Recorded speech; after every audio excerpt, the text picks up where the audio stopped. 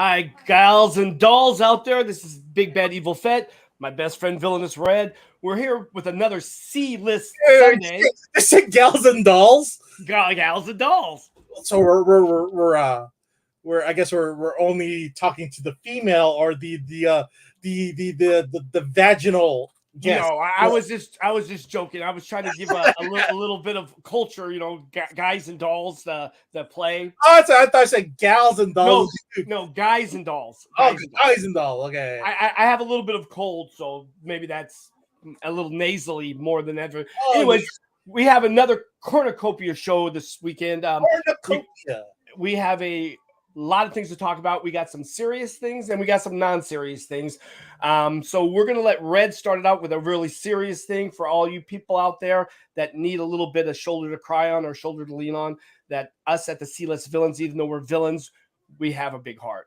Red, do you want to give us some info? Of course. Like, well, before we're pushing this on Tuesday, where we've had, as a group, we've had some mental issues, and we're gonna put ourselves out there as far as if you need a shoulder to cry on, if you need someone to talk to, just reach out to us. You can either dial the national hotline 988 and get somebody on the line, or you can call us on the hotline 209-975-7597. You could text us any time of the day. We'll try to reach back to you as soon as we can. If you need someone to talk to, we're coming to the holidays, and people are having a rough time, and sometimes we do need that extra person just to lean on, just to have someone listen to our problems, or just give us some advice. Yeah, absolutely. Because the good thing about it is that we do care, and we're here to to reach our hearts out to everyone out there and give support when it's needed. And sometimes it's good to talk to a stranger. I know we're pseudo celebrities, C-list villains, but maybe you can't talk to your family or friends or your wife or husband or boyfriend or girlfriend. If you need us, we're there for you.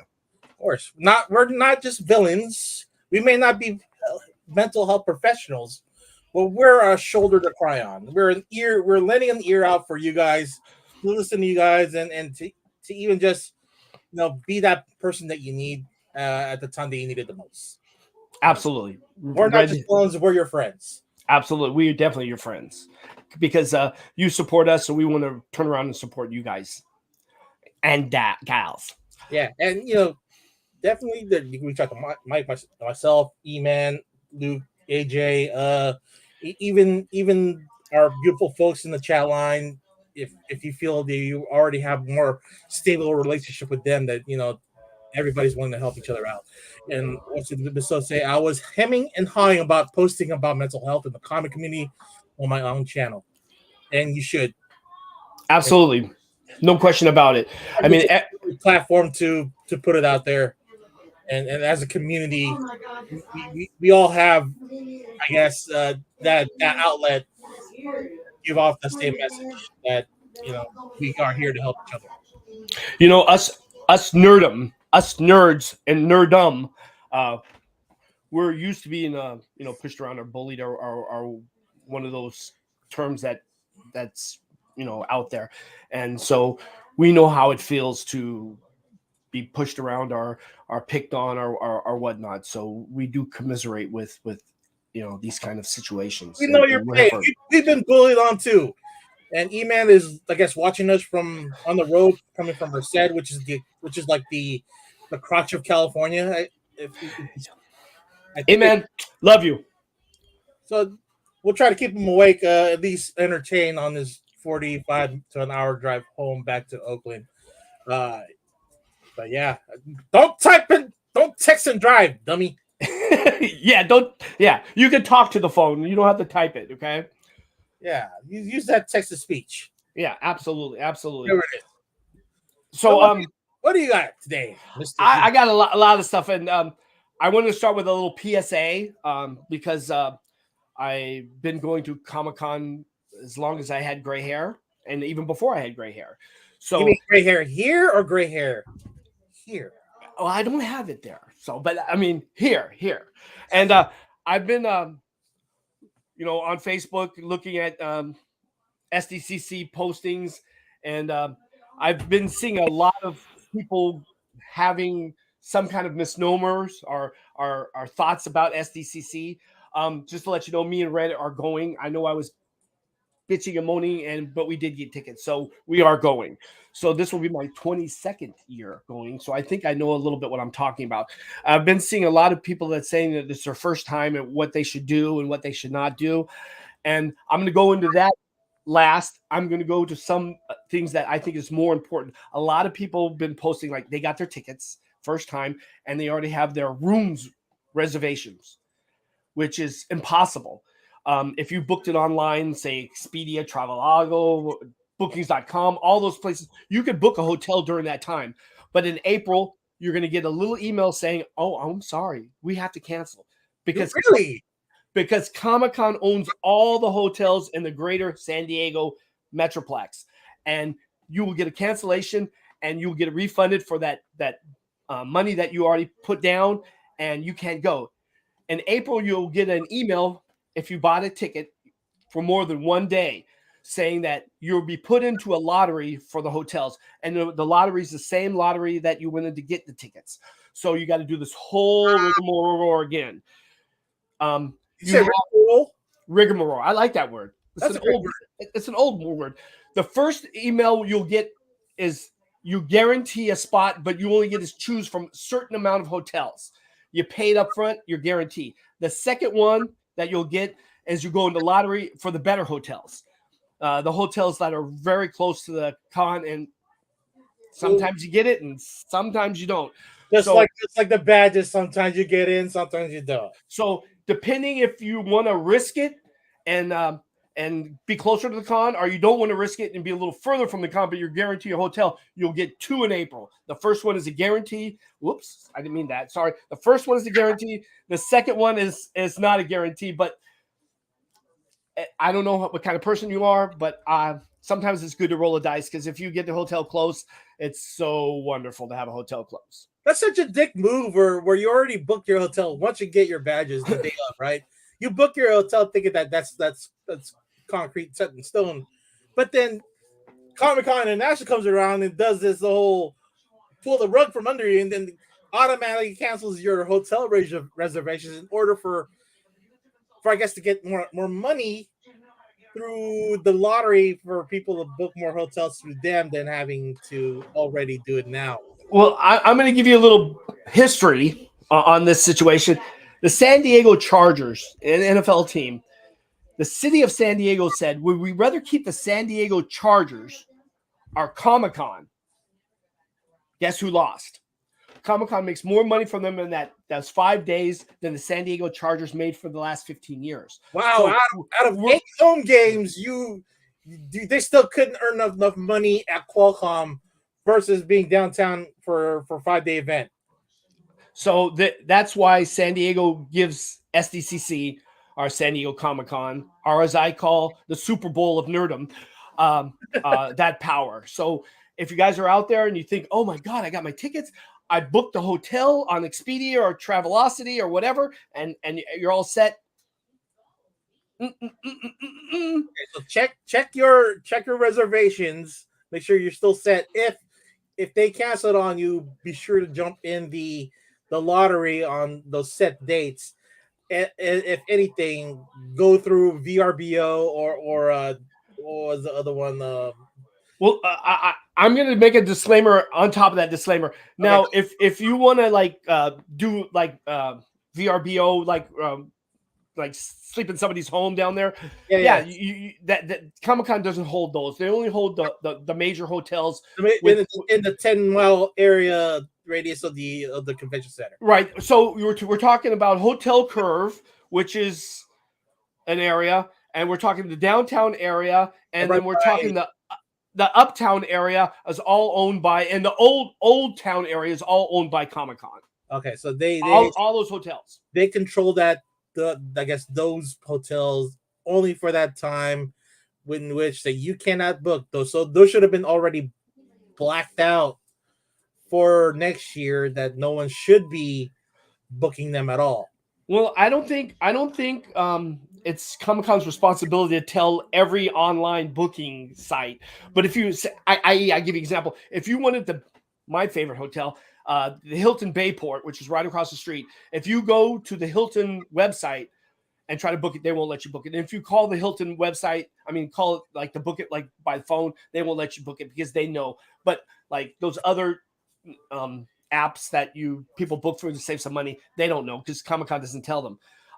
I know about this personally because it happened to me and it happened to several of my friends that thought they were slick and booking a hotel and paying $700, $800, $900, and then all of a sudden in April getting cancellation and getting that money back in their account a month later.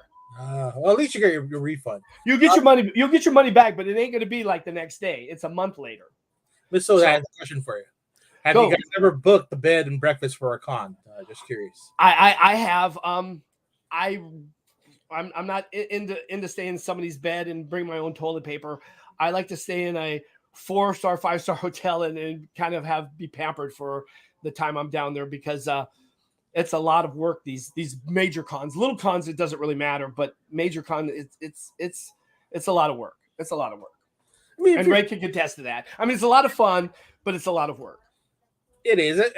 If you have to get up in the morning to cook your own breakfast, and you have to get up really early, get ready, cook your breakfast, and then leave for the convention. Usually, if you do get a home rental, that's like the best place to do it. If you're not on a time crunch, but there's another problem now. I think me and Red spoke about they changed the radius of the con at San Diego after the fiasco with the zombie walk. Now it's 10 blocks by 10 blocks. It used to be 6 by 6, and if you wanted to, like, say you did get a bed and breakfast or one of those rent a home things, you still have to drive, and there's no place to park, and the parking is like $60 to $80 a day, and you still have to be far away and walk. So you're adding that cost onto, say, because there was no houses in that area. I mean, there's no houses, so you have to be out of that area, have to drive into that area, and then find parking, which would be impossible. I can speak for myself here. I when breathing hotel air, especially from last weekend, I was breathing the Las Vegas hotel air. There's a lot of smoke in there, so I was. But we're talking about California, where smoking is outlawed too. So yeah. But maybe sometimes the air in older hotels are probably stale, right, versus the newer ones. And D-Man is saying his first time was an absolute blast, and he would do it again. Did he stay with us? I don't remember. He did. He slept with me in the bed. Oh, that's right. All four dudes in one small room were able to make that whole weekend work, which was fun. Because we're all friends, and that's the most important thing. This is not just help for people who need someone to talk to or help for this. This is a friendship and a family of people. Herbs. Let's see. So, any experience with Airbnb for a con? Not me personally. I did for LA Comic Con. It was again far away, and then LA Comic Con is like downtown Los Angeles, right by the Kia Forum. You still had to drive in, and I think parking was like $90 there at the Kia Forum and parking place, which is in adjacent to the convention center there in Los Angeles. You're paying extra money. Geeky cuddle, yes, more like a geeky Dutch rudder with 4 men. Yeah. Spooning. Yes, and E-Man was on the receiving end of that spoon. He was the little spoon all weekend. And a damn good one. Yeah. Okay, and here's some other things I wanted to talk about the con. I've read, matter of fact, this post right here, I know you can't really see it because my phone is by this post right here. This person said they purchased Comic-Con tickets for the first time, and they didn't charge their credit card. Well, I wrote back to them directly and let them know Comic-Con doesn't charge your credit card immediately. It's 24 hours, but immediately they send you an email saying that you got tickets. Right. Even if i.e., I'm going to give an example. I didn't need tickets, but I can buy for Red. they would send an email directly to Red letting you know that I bought the tickets for Red.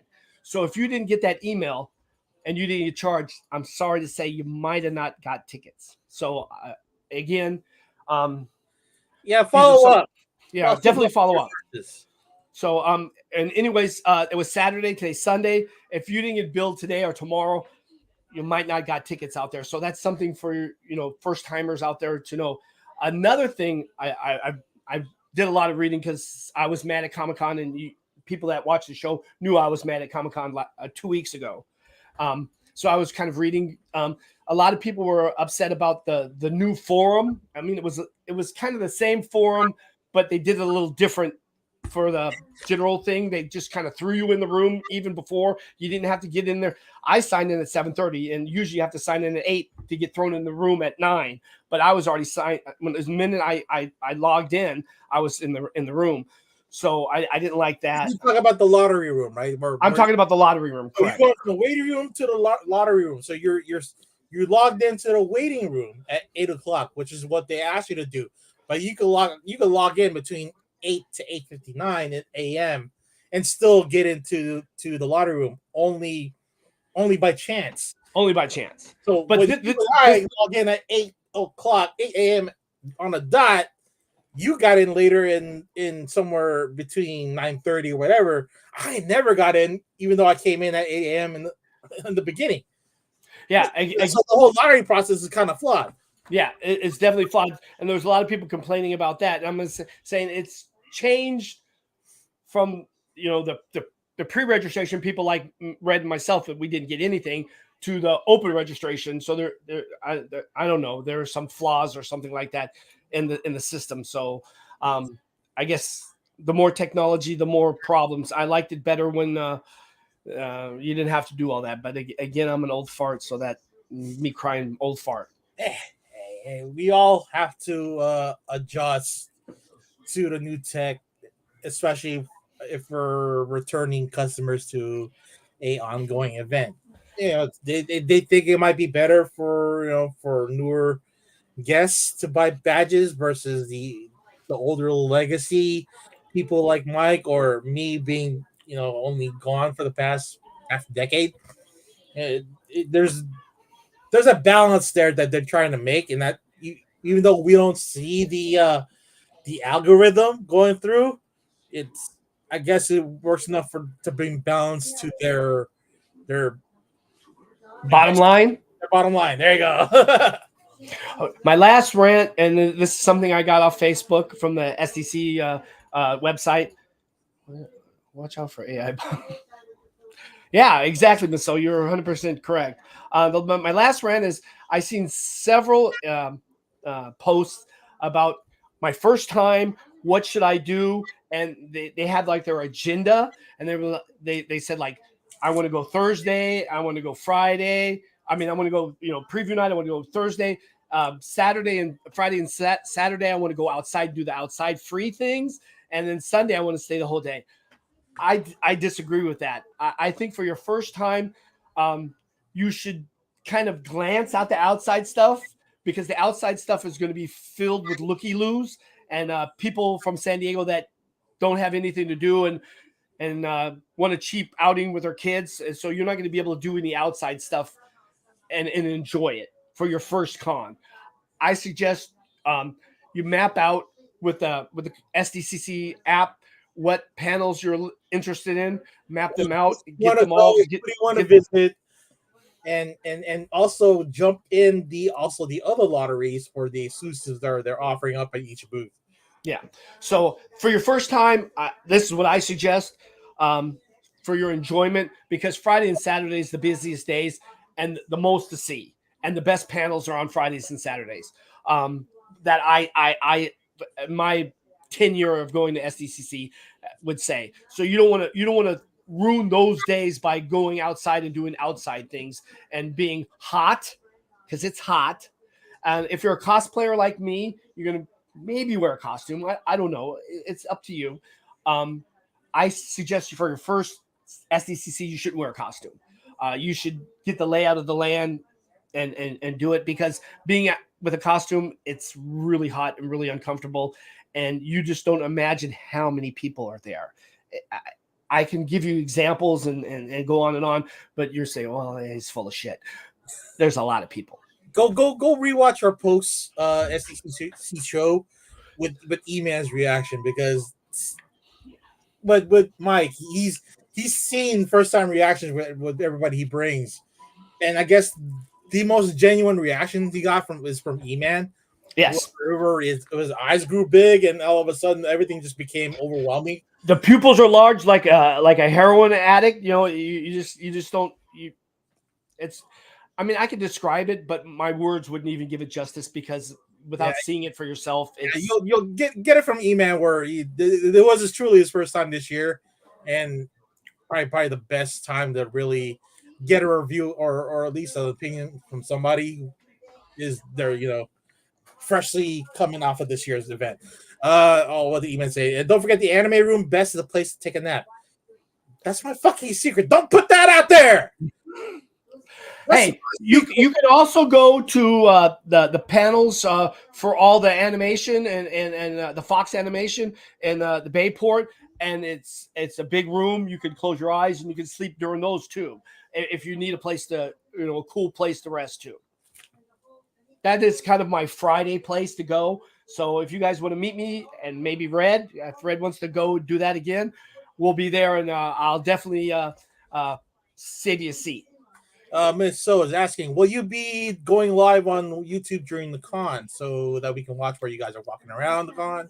That's always fun. Yes.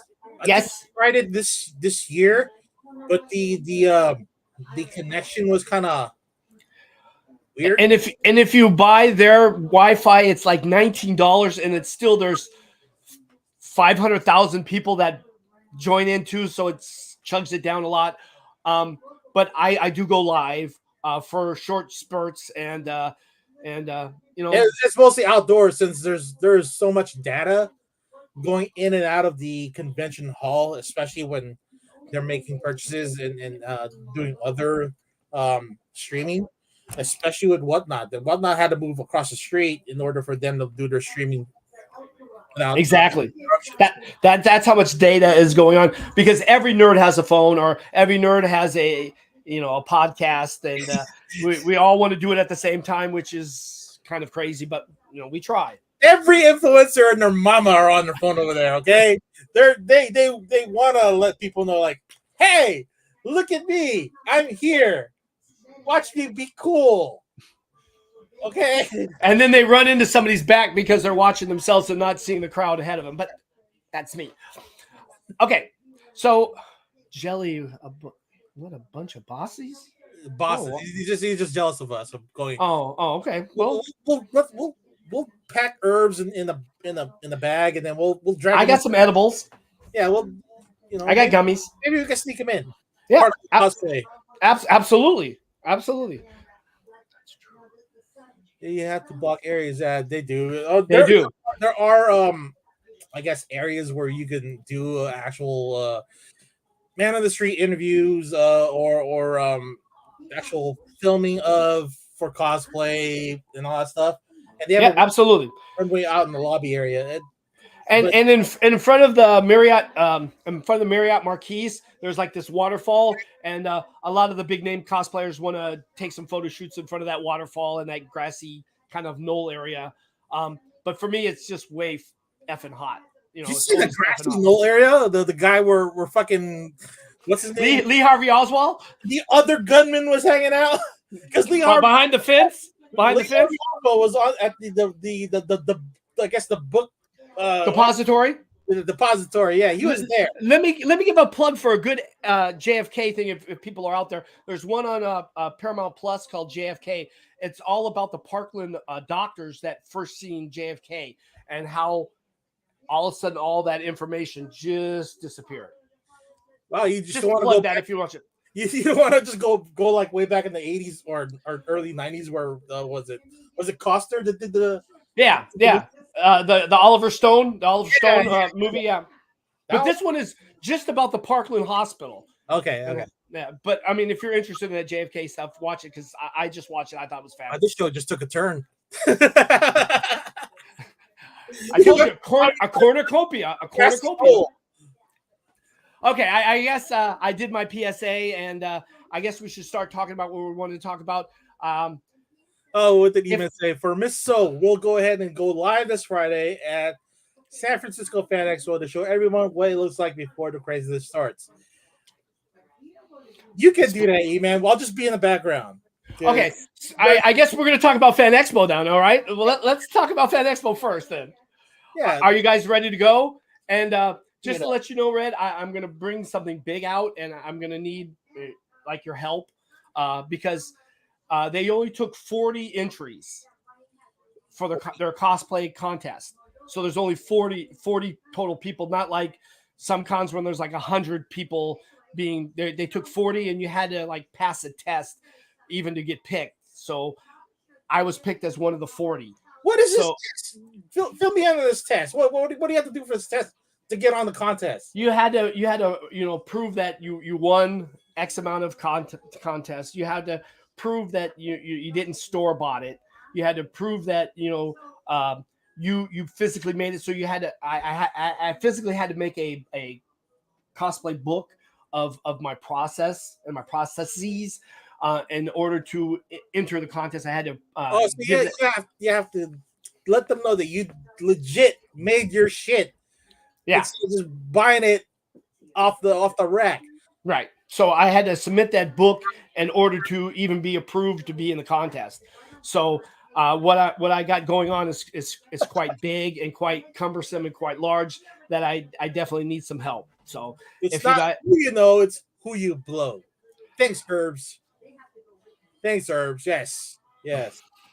So yeah, I'm excited to go to Fan Expo. I was there last year. It was pretty good for the first year. I thought it was pretty good. I didn't like the venue so much because it was like 3 floors and I was looking for Red all the time and I couldn't find him. So maybe that had a lot to do with it too. I was making the rounds on Artist Alley most of the time and getting interviews and filming E-Man. So it was kind of crazy because it was everybody's first time at this venue for this particular show. But yeah, it's gonna be even crazier this year because we have a whole lot of Star Wars A-listers in attendance, and also I always have brain farts. Would you get old? Not only that is they're going to have a whole bunch of Lord of the Rings people there too.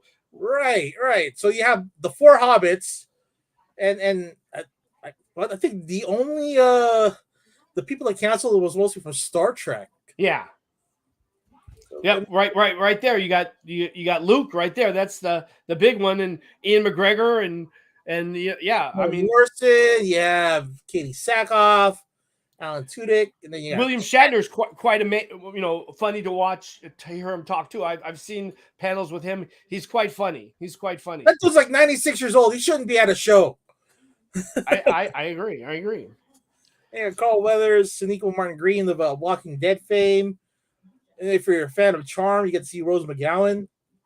Ray Park is always fun. And Jason Lee. And don't forget Henry Winkler. My God. Henry Winkler is like a super icon. The Fonz will be there. Let's see who else. You got James Marsden. He's actually from Modesto. He's about 15 minutes away from me. So he's a California native. Yeah, looks like where's our canceled guest right there? So we lost Frakes, Dorn, Weller, Raimi. Serena Vincent is a Power Ranger, and Michelle Hurd, I'm not quite sure where she's from. Yeah. But yeah, it's a stacked lineup for the celebrities. Let's take a look at the comics. Let's see. Comic creators. Last year they had Jim Lee, so that's why he's right there. But we're looking at still a pretty good lineup with Silvestri, Adams, Larson, Platt, Lee right there, Jay Lee, and then you got your longtime artists and up and coming cover artists in Barrington Chin, Mr. John Giant, friend of the show. I love him. He's a great guy. Great dude. John Boy Myers. Another great guy. And let's see, Joe Rubinstein.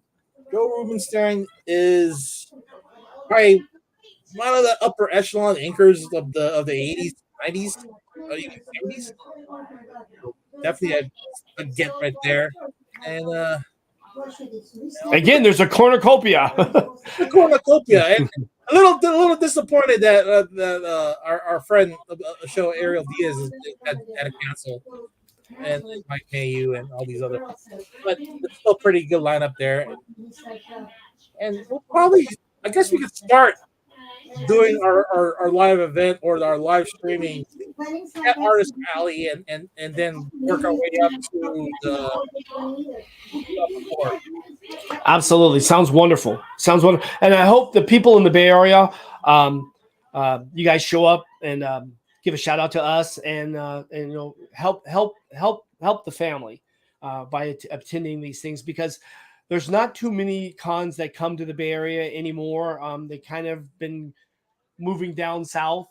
Yeah, ever since WonderCon got stolen by Comic Con International, and brought it down to LA, that we haven't had a I guess a name brand convention.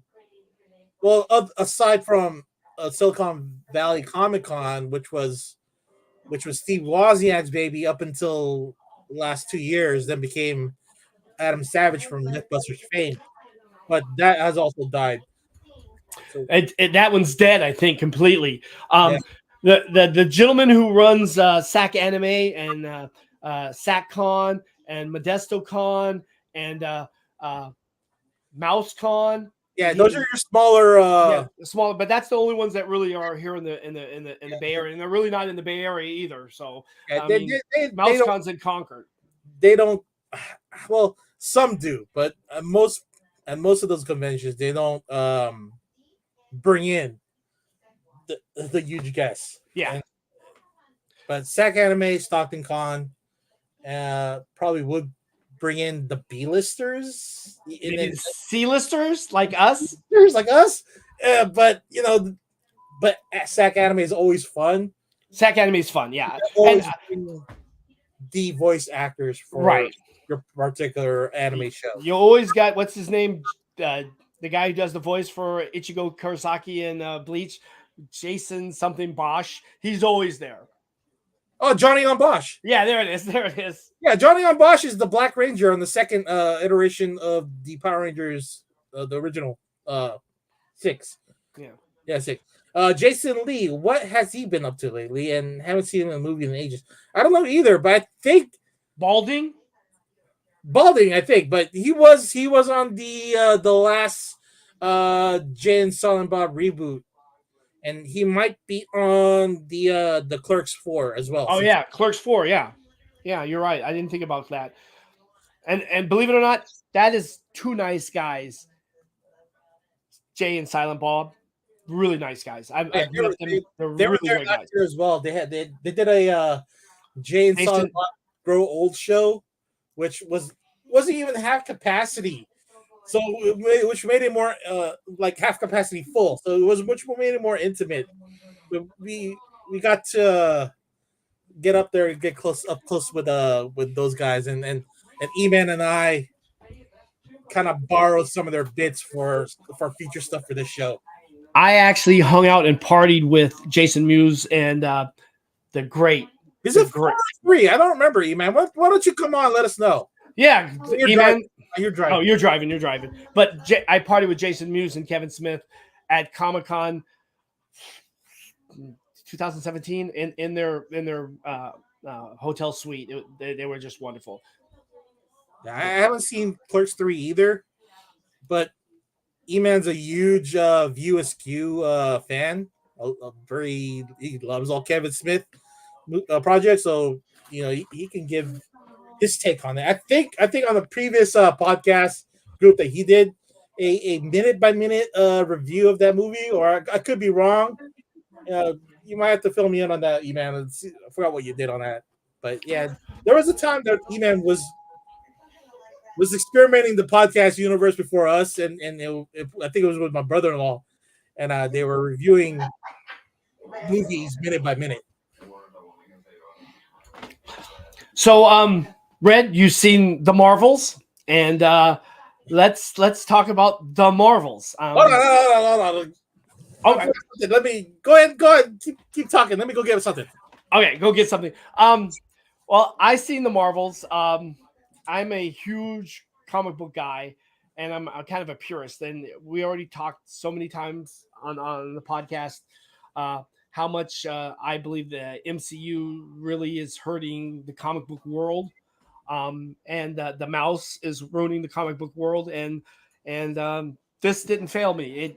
It definitely ruined the comic book world. Um, so again, that's how I feel.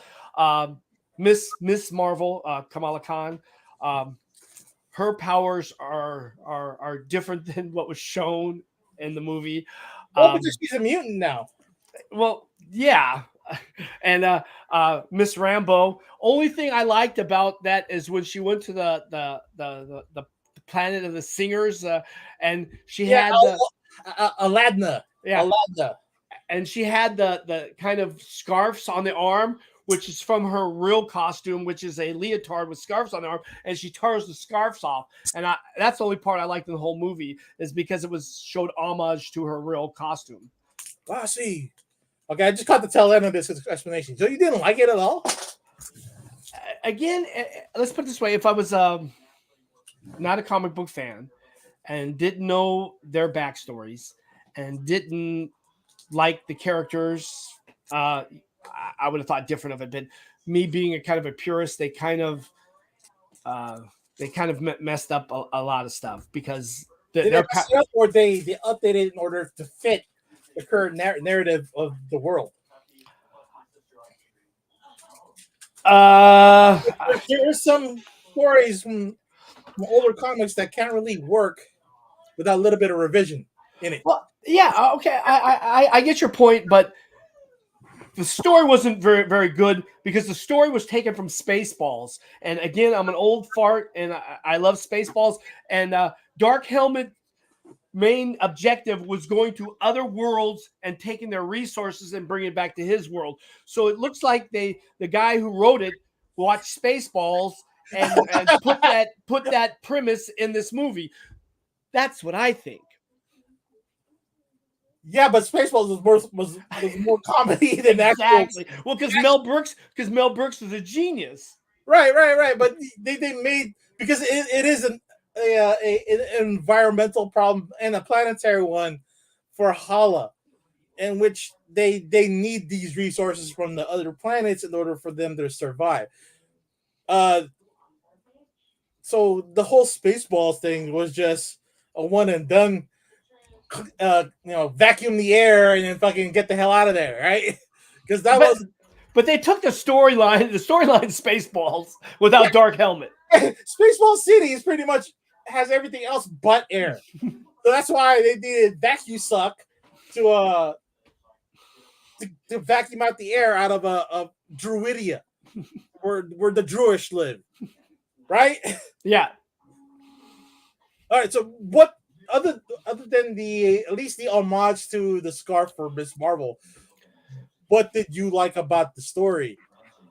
Uh uh uh I don't I couldn't say. And the Kree and the comic book world really are not bad guys. The Skrulls are the bad guys. So they made the Skrulls the good guys and the weak, and the Kree the bad guys. And if you know, there's only one really bad guy in the Kree world, which is Ronan. And they took Ronan out of that and put a girl as Ronan. And I know why they did that, because they have to do things nowadays. Ronan And died. what's that? Ronan died. Ronan didn't die in the comic book. True, but they got killed. He got killed in the first Guardians movie. So how do you resurrect Ronan from there? Because he was killed by. Remember this is a multiverse kind of thing. So it could have been Earth 616, and Ronan would still be there. No, I think we're still part of the sacred timeline with this one too. All right. Well, More on that from the Loki episode, but yeah, because the sacred timeline is still, even though it's one linear thing, it's it's a strand of multiple threads making that timeline. Right, and that's where they came in with at the very end with Rambo playing Rambo again with Hank McCoy as Kelsey Grammer as spoiler alert! Spoiler alert! Well, I guess it's already been a week, and it's already out there. So yes, spoiler was that we get to see Mother Rambo. She plays Binary, which is another Miss Marvel variant. And you see Photon, which is Monica Rambeau, going through this whole through space time, going to a different dimension or alternate reality. Seeing her mother does not recognize her, and she finds herself in because that mother doesn't have a child. Just to let you know, in the comic book world, but she's also in the the room adjacent to the danger room in the X-Men mansion. And you see Hank McCoy, like by Kelsey Grammer, in the same room. So now we're establishing the X-Men universe. And this is a great explanation. I mean, this is a great explanation for everybody who's wondering if all these heroes live in New York, how come they haven't run into each other? Exactly. Now we know, like, hey, the X-Men are actually in like Earth 1999, and the Avengers are on Earth 616, adjacent. And I think this is going to throw in, while we're talking about this, I'm kind of going on a tangent, but it's on the same kind of thought process as Red. Is I think that's why they're getting rid of the guy who plays King, and I think his last name is Major. Jonathan Majors? No, I don't think they're getting rid of it. No way. That guy's a phenomenal actor and did very well. But supposedly he did some bad things in his personal life, and the mouse doesn't like that, and that's why they're hurry up and pushing Secret Wars with Doc Doom, and that's why they're trying to push that so fast. That's why they got Pascal and all these other players to get into the Fantastic Four. They've always wanted to establish the Fantastic Four back in the MCU after they got the rights back from Fox, but I mean, these are just rumors until Feige comes out at Comic-Con making that announcement that Kang Dynasty is no longer on the timeline. Then okay, then I'll accept Jonathan Majors not being a part of the MCU anymore. But at this moment right now, since Feige has not said shit, I'm gonna assume that Majors is gonna go through the whole gambit of Avengers movies up until Phase 7. Okay, well, I just know I've been hearing a lot of rumors about the mouse doesn't like some of his, Major's personal life, things he does in his personal life, and they're gonna try to write him out real fast and establish Doc Doom. Well, look at Robert Downey Jr. He had a rough, I guess, 20s with drug addiction, going to jail, and all the other stuff. Remember this? Maybe you're too young. He was found high on heroin in a A-list celebrity's hedge overnight. Yeah, I remember that.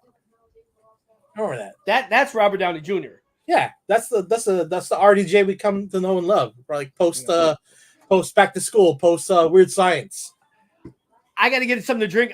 I have a little bit of cold, so I'm scratchy. So give me a second. Red, take over. Well, my reaction to Miss Marvel is I saw it twice. Once to get to know the story, and then the other to find, I guess, plot holes and I guess, what do you call it? What's that word? I guess miscontinuations or you got one. I wanted to buy one. They were like $22 at my theater, and they were sold out. I wanted to buy one. These are $40. Oh, they were $22 at Cinemark. Oh, those are the light up ones. Oh, those are the light up ones. Yeah, this is the egg. This is the Flurkin egg, and this is also a popcorn bucket. Comes with a Flurkin. Wow, look at that. That's cool. I'm jealous. So it comes with a straw, and you put your soda in there. So I guess I got the gray Flurkin. I didn't get Goose. But yeah. This is available on the AMC website, guys. So if you want one, get it there or get it at your local AMC. You should have it.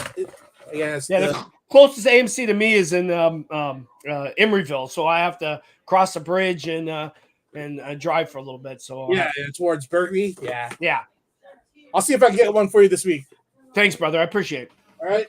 So I like the movie. I was completely blown away by the musical portion of it because we never seen that much cringe before. And I'm all about the cringe. It's nice. It's nice to see that they're willing to Marvel, Disney, whatever they willing to put their guard down just to have that little bit of fun. And the roll up to the before the little performance of Brie Larson singing, you got to see all the background actors do their little thing, and you saw Iman Vellani dancing along with them, like, which is fun. Like this, I guess what I'm trying to say is, if it wasn't for Iman Vellani, this movie wouldn't be as palatable. And she made it hella cute for me to enjoy it because she was like the comedic leg they had to stand on. Because Well, yeah, I agree with you. I'm going back and saying if I was a 10-year-old girl, it was fabulous. If I was a 10-year-old girl, if I was a 10-year-old boy, I would be it's okay. But I'm a 125-year-old vampire, and it didn't. It was better than Eternals. How's that? That's all I can. That's what I'm going to say. I can't compare the Turtles. I haven't seen it yet. Oh well. I'll have to watch it on stream. Eternals has one of the most powerful. powerful. I thought you said Turtles. No, Eternals. Oh, definitely leaps and bounds better than Eternals. But let me still say the Marvels look cute to me, but it just feels like a distraction. I want to see more horror stories from long ago. I don't know. I don't know if it's a core story that they dug up for this one. It is cute, and you got to see a whole new team at least establish or reestablish themselves as the heroes of this part of the universe since post Endgame. Well, again, at spoiler alert, at the end of the movie, before the trailer with Hank McCoy, there's a Kamala Khan recruits Kate Bishop for the new Avengers, young Avengers. So I think that's where this is kind of leading to. Yeah, I mean, I like. I like that. Yeah, she pulled her own Nick Fury kind of deal, right? Yeah, in the dark and then behind a shroud. Yeah, and then all of a sudden she pops out and says, "Hey, would you like to be a part of my team?" That was cute. Cute. It's cute. It's cute. Yeah, I'm not gonna say it's not. It's not geared toward us old folks. It's to garner the younger fans that now they get to have Avengers their age, that they get to see in the future shows or movies. Whatever say. At this point, I want the MCU to succeed because there's too much Marvel hate farming only my YouTube farming only my YouTube algorithm. So many people making a living being haters. That is true. That actually my whole timeline on Facebook and Twitter is mainly these so-called I guess news outlets always saying that the Marvels is underperforming. It's going way under what they had budgeted to make the movie, and you know what? These are your domestic numbers that's pretty low versus like the other movies like that already had their completed run. You got to let the movie run through all 4 weeks plus go through the international market before you really to I guess. And I also think a lot of nerds are men, and we can be misogynistic, and this was a all female kind of cast. I think that kind of hurt it a little bit too. Not for me because I like female superheroes, but I mean a lot of people, there's female superheroes. They're Disney princesses now. Absolutely, they're Disney princesses. Yes, you're right. Because I was just at Disneyland for Halloween for Oogie Boogie party, and they didn't have any Brie Larson thing because I think that time Brie already said she wasn't going to do it no more, and she was having this kind of thing. But there was a lot of Kamala Khan merchandise to be bought at Disneyland and Disney California Adventures. Yeah, there was a lot. So I think they're really pushing her. When you're when a certain minority group finally has a representation that they have in the Disney universe, the MCU, whatever it is, they are Disney itself is going to milk that shit out of it. It's nice to see that person that you are, that based on your culture, seeing on them on screen. It's nice, and the representation is there. But definitely, that's just again, it's great for the social. I don't want to say wokeness, but No, because I don't. Wokeness is kind of stupid. it is. It is. I think it's been a long awakening that we have superheroes of other cultures, other colors, other creeds, other sexuality. Because we just can't have Batman, Superman, and Spider Man, all white dudes on screen. Like we need, and we can't have them all with huge breasts and wearing leotards either. I would like that very much, but in the other sex as well, my same sex. Yeah. So if men with huge tits and leotards are on screen, I'm all for it. Let's show that. Yeah, I agree, and I think that's why I like Kirkman's Invincibles, because they show a Superman with a mustache. Yeah. I mean, Superman had like a beard when he was in his black costume and all that too. Course, so yeah. But I mean, to show him as like a gray hair guy. So you say older people are also a minority, not just mustache. Well. Okay, gotcha. So that's why Omni-Man's a bad guy, but I like Omni-Man because Omni-Man looks like me. Yeah, and everybody wants to be represented, no matter who you are. And I think it's time. That's why I like the Spider-Verse, because they showed like the Southeast Asian India Spider-Man and Spider-Man throughout the realm, and I think it's good to be represented. Yeah, and it makes for you just can't have blue eyes. Yeah. It makes for more diverse storytelling, even though if you do have to dig up a story for Spider-Man Prime to make it work for Spider-Man Miles Morales. Every story out there is a recycled story for something else. What the Miso say. And it's a shame more folks are not aware of Amethyst, Princess of Gemworld from the 80s, but she had a great story and a fantastic villain. I think I remember Amethyst. It was a cartoon on television, was it not? We're gonna have to look that up. And say it with me here, Mike. 1, 2, 3. No. You have to say it like on Spaceballs. 1, 2, 3. Suck. Yeah, there you go. Thanks, E-Man. I'm all for representation, but make good stories for these characters. Yeah, of course. And I also believe that now this is going to sound really crazy coming from a guy with blue eyes. Go ahead, do it. Say it. A white guy can't write he can write, but he can't write a good story for a Southeast Asian character or an African character or a South American character, because we didn't go through the same struggles that these people went through. So sure. we can do Peter Parker because we have blue eyes, but we can't give them justice because we never went through the same kind of things. I mean, I grew up in the most diverse area of America, which is the Bay Area, and I still don't think I could do justice to, say, Sunfire, which is a Japanese mutant.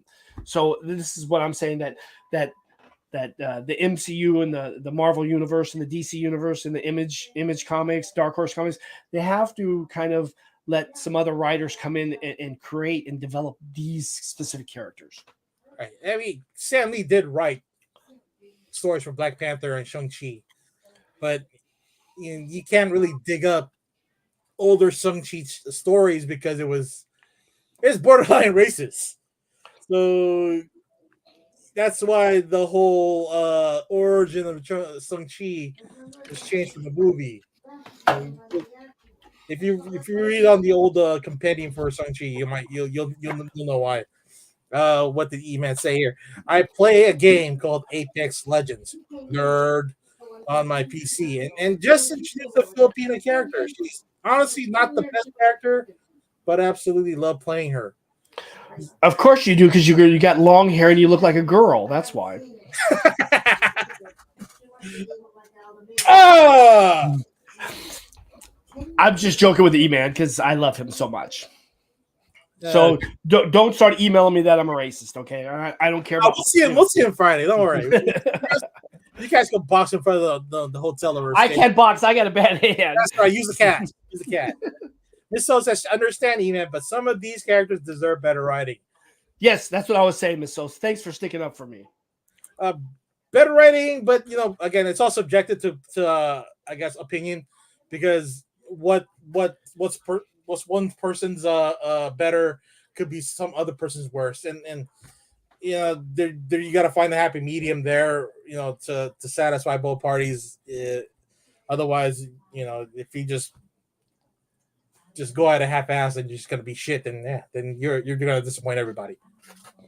Yeah. What's up, Luther? E-Man says a sexy Jason Momoa stump double. If you lost 120 pounds, That's all you're saying. Stump double. That's okay. Double. I can't read. I'm not wearing my glasses. Well, stump. That's fat. Fat. You're still my favorite Aquaman. E. if that Aquaman was like smelling of refried beans and lumpia, yeah, these are favorite. That's my favorite. That's my two favorite smells: Apertada and Machado. I would marry him right now if he could make it. Hey. There's no judgment here if you two decide to hook up. All right, we already did. I mean, you've already slept in the same bed. Might as well just consummate the relationship right in front of us. Okay. Hey, let me get on my knees. Will you marry me, Evan? Dear Evan, yes, you. We're gonna. What do you call it? I want a bachelor party. I will throw you a bachelor party, and I will do your I will do your best man speech. How about that? All right. Wonderful. Thank you. All right. Because okay. I hope you guys are liking the show. We got one more topic, and we're gonna probably condense this one. Rick and Morty. Jason has nothing on E-Man's gorgeous hair. Yeah. Well, let me think about that. He uses Head and Shoulders. I mean, it's more. At least he's got hair. I don't have it. Yeah, it's more. Who's that Samoan guy or the on Pittsburgh Steelers? Oh, Troy Polamalu. That type of consistency right there. The Polamalu hair. What did he say? Yes, CA millions. Yes, a million yeses. Okay, yeah. He says yes to your proposal. I'll get you a ring, okay? Oh, that is fucking adorable, guys. That's so cute. Okay, Rick and Morty. Thank you very much. I know you do. What are you thinking of so far this season 7 of Rick and Morty? Rick and Morty, last Sunday's episode, like I had to catch it yesterday because I had a wedding to go to. Actually, E-Man and I had a wedding to go to. Yeah, it was the most, I would say morbid, but mostly very bloody ending to a story that has been in the works since season 1, and now on tonight's episode we get to see how Rick will live after the fact that he killed Rick Prime. C-137 Rick, which is our Rick, the Rickest Rick of them all. The Rickest Rick. Is now... That's the reddest red. Correct. Thank you. He's now alone, not alone in the universe. It has no purpose. So now, I guess, for the rest of season 7, does Rick find a purpose in himself to continue on now that his goal to kill Rick Prime is finished? And the episode also featured Evil Morty. So I assume that he's gonna be the next bad. that we're all trying to build up to the next, I don't know, 3 seasons to I guess see as well.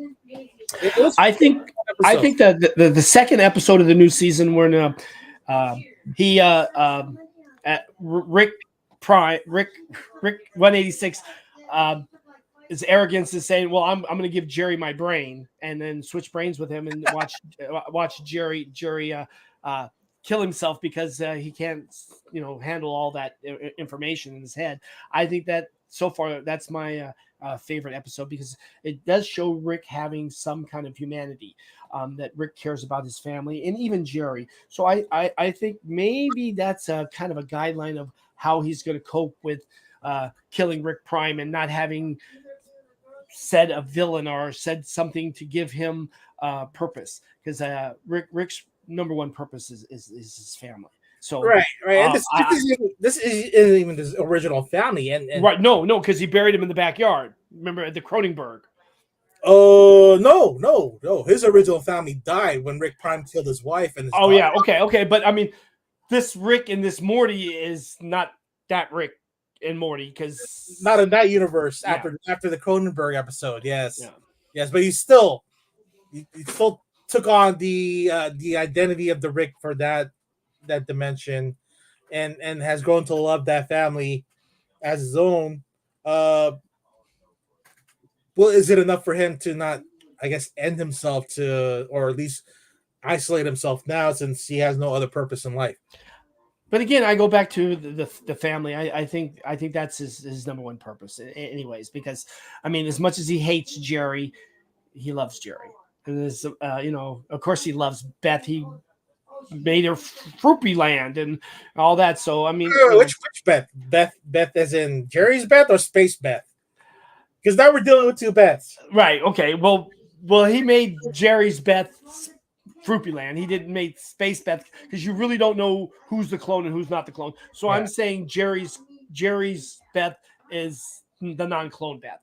Right. That's just what I'm saying. I could be 100% wrong, and I guess only one knows is who and who. Yeah, is Summer just a throwaway character at this point, or she's got to have something? No, I think Rick loves her just as much as he loves Morty. I think Rick is a little misogynistic, and he doesn't want to maybe taint her. Okay, I can get that. Yeah. I mean, she's a teenager, for God's sake. She's already corrupted. Yeah, but I think Rick. This is Rick's misogynistic a little bit, and maybe he looks at her different than he looks at Morty being a boy. Could be or a teenager or but a young man. This kid got killed by Rick Prime, and he doesn't want to put Summer in that kind of same situation. Yeah. Again, it's all about love and family. In a whole fucked up universe. But don't we live in a fucked up universe? Of course, and that's why Rick Sanchez, if you feel that you need to talk to somebody, hit the villains up at 209-975-7597 or the national 800 or the 3-digit 1988 if you want to talk to somebody else. I love how you brought that full circle. You're welcome. That was beautiful, and I second that. And if even if you don't want to call on the phone, you could text us too. We're on every social media out there, and you can send something and say, hey, I'm feeling bad. I don't know what to do. I don't know where to go. I don't know who to talk to. Text us, and I'm willing to give you my personal phone number. So if you need something, we're there. Yeah, we don't come from all this perfect life, perfect family, or perfect friends. I don't. So even Mike has qualms about Troy Aikman. So I do. Michael Rucker too.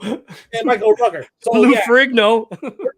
We're not even perfect fans of anything. So yeah, to bring this full circle, that if you are having some kind of difficulty in life and you need the opinion or at least an ear or just a shoulder to cry on, dude.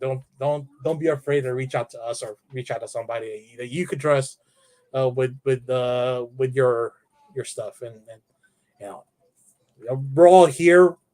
We want to enjoy each other's company, and at least move to the next offering from Marvel or DC, and so we could also complain about it, or even what's the opposite of complain? Commiserate. I don't know what commiserate, but at least show appreciation for it. That at least Yeah. it was something that we finally expected and that we liked, and have a consensus of liking. My thing is watch DC superhero anime. What did Michelle say? I could not get into Rick and Morty. It just feels like a stoner humor to me. Sorry, I'm a crabby, annoying old lady. No, you're not. No, you're not, because you're not old. You're not a vampire, so you haven't lived as long as I have. It is a niche kind of comedy. So yeah, it's not for everybody. But you will kind of hear it more often around the crowd, since it is like the the most profound thing on TV, I guess, at the moment. Yeah. Like, And then the next is Bob's Burger. for you, I was never a fan. I love Bob's Burger. Miss So says, did the two of you start going to school for psychological major or something recently? I started out. I wanted to go to school to be an MD, but since I played football, that was out of the question because Terry Donahue wouldn't let you have those kind of classes. So something else was picked for me. So my life is fucked. Okay, little history of Mike. He played Canadian Football League and was a backup for Doug Flutie. Yes, you are correct. And also through college was a backup for Troy Aikman. Hence the hate for Troy Aikman. I love Doug. Doug's a great guy. Doug's a great guy. Doug is a little bit taller red. Thanks. So he's like 5'10". Yeah, but I mean, I would put Red and Doug in the same book as for kindness, being gentle, and understanding. You're sticking way too much of me right there. Right? You're putting too much pressure on my shoulders, man. Nah, it's a fact. It's a fact. Again, going back to Miss So's question about taking a psychology major. No, I did not. I went to school for something in order to get work for something else, but I've always been, I don't know, wanting to be a hero for people, and I thought that was like my only higher calling is to, be that guy to save the day. Yeah, that's Red. And oh, did I lose Mike? I have this kind of you really can't see how big I am, but I'm not a small man. And people always looked at me like, well, you're a big guy, I'm going to walk on the other side of the street. But I always had a very compassionate heart, and I know what it is to feel pain. So that's why I think that I like to do the things I do. So mental health is important. Since men have a higher not wanting to go on rate than women. Well, because women are naturally more compassionate than men. And I think that's a stigma that men have to live with, that they always have to be, strong and the starward. Yeah, the I guess putting on this brave face and the I guess the image of strength and nothing bothering you at all. It's all bullshit, man. Really bullshit. Yeah, you don't have to be this alpha type person. You could be as vulnerable as you want, be empathetic as you want. Everybody has feelings. Yeah, don't be discouraged by people saying, well, that's not typical of a man. How do you know that's not typical of a man? How do you know Jesus was not being empathetic to the 13 apostles? Absolutely. And why do you have to be something that somebody else wants you to be? You should be who you want to be. Yes, yes. Be you. Be you. Look at Jesus. He helped the poor. He cured the sick, helped the homeless and the foodless. Oh, he did all those things. He became that hero he wanted to be because he had a Yeah. heart. Yeah. And you should maybe not strive for greatness, but you should strive for yourself. Yeah, because we like Loki. We all have to make this important for ourselves to find a glorious purpose. So find that something to live for. And for me, it's living to the next Marvel property for now. You know, 'Cause if that's what gets me through the day, I'm all for it. Miss So says, "Yep, my brother struggles every day, but rarely talks about it." You know what? It's Maybe he needs to talk to somebody who struggles too. yeah, And if you want to give him our number, Miss So, I would be more than honored to talk to him. yeah. Or sometimes you got to give him space and he'll ease into it and just keep giving him those breadcrumbs. Like it's okay to talk to me about it, and you don't have to give it to me in full, but just let me know that you're okay. See, the C-list villains can talk about other things besides Marvel and DC and cosplay. Even though we are the cultivators of the comic book culture and the cosplay culture and mental health culture. Oh no, we're not. We're not mental professionals. No, but we're We're mental. we're just guys who have been bullied as well, or at least gone through enough shit in life to give a little bit of advice. Yeah, absolutely. Yeah. Sometimes we all can do is enjoy the small things, and that's what my football coach says too. Like, if you do the small things, you will be able to enjoy those small things. There's always a bigger reward at the end, where if you keep on at it, you're gonna live a long, fruitful life. Yeah, absolutely. Okay, so hit up the 988 number, Yep. at National Hotline, and if not, call the villains at 209-975-7597. Text day and night. Call if you need to. We'll even give you our personal numbers just in case. No Absolutely. sexting. No sexting, please. Even though, No.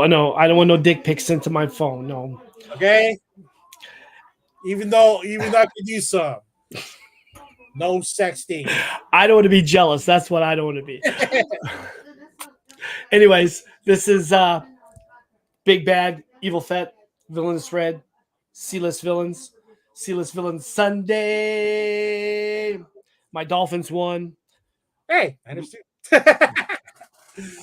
And my Seahawks lost. So all right, so okay. hopefully we'll probably do an after show after the Fan Expo event, but it depends on the timeline. But we will be streaming Friday and Saturday, give you guys a little bit of And you're gonna see my costume.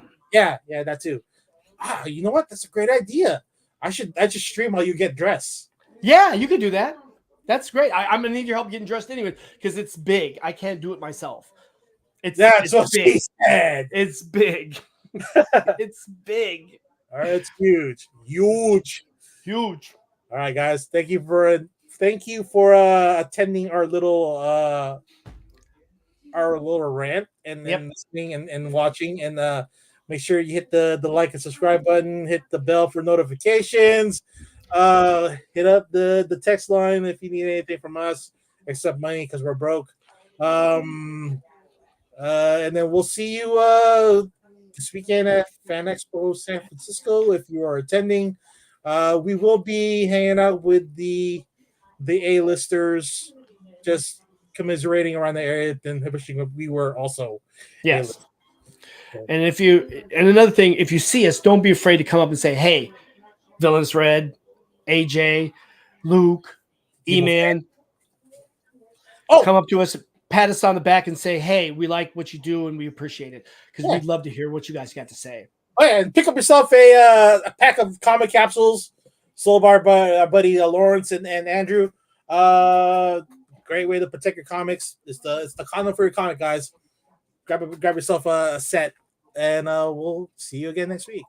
Love, peace, and cosplay. Yeah. To love, to honor. If you can't come in her, come on her. Peace. Thanks again for listening to another episode of the Sealess Villains Podcast, your cultivators of the comic culture. Make sure you follow us on Facebook and email us at sealessvillains@gmail.com. You can also leave us a voicemail or text us at 209-975-7597.